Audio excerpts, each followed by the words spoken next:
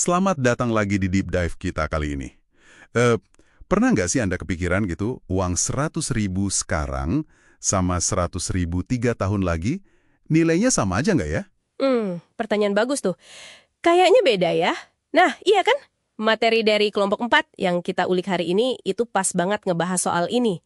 Konsep nilai waktu uang. Betul, time value of money.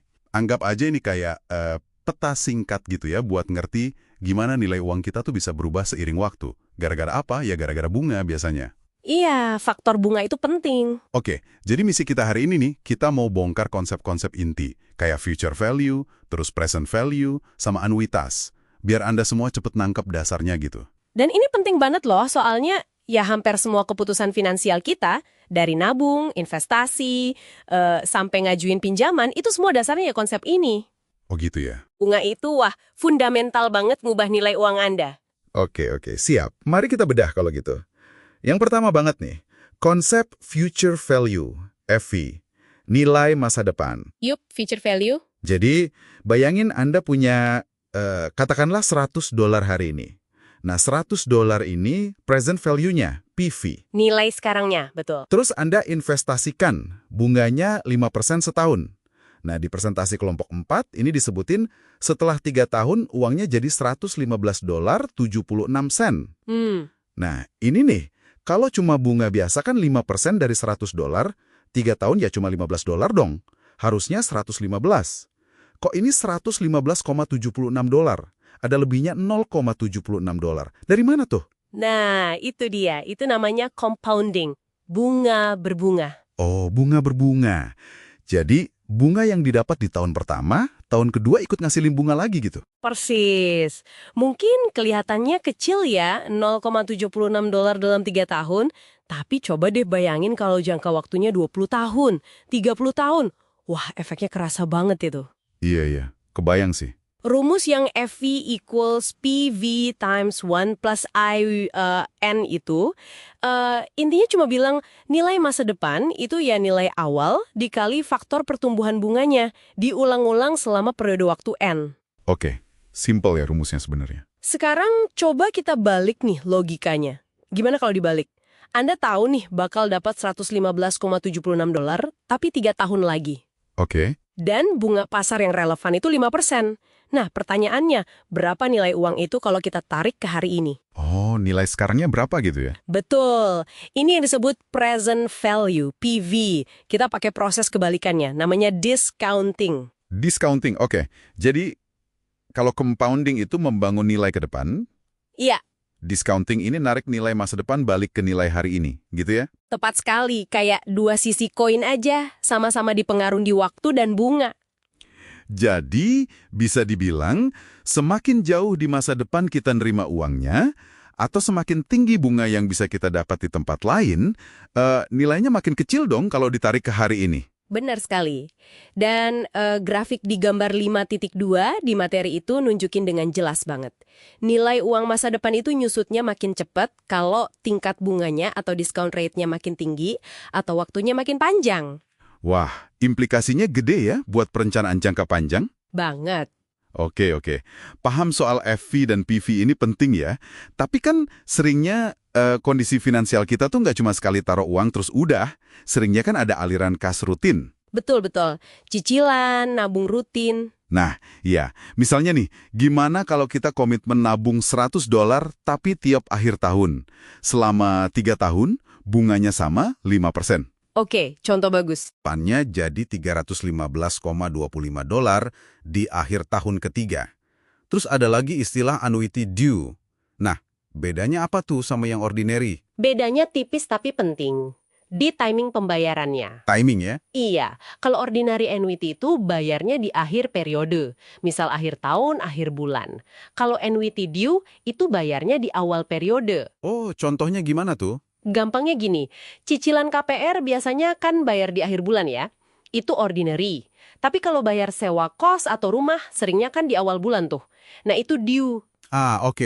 Paham. Terus ngaruhnya kemana tuh beda waktu bayar gitu? Ngaruhnya ke bunga. Kalau annuity due, karena bayarnya di awal, tiap setoran Anda itu mulai dapat bunga sedikit lebih cepat.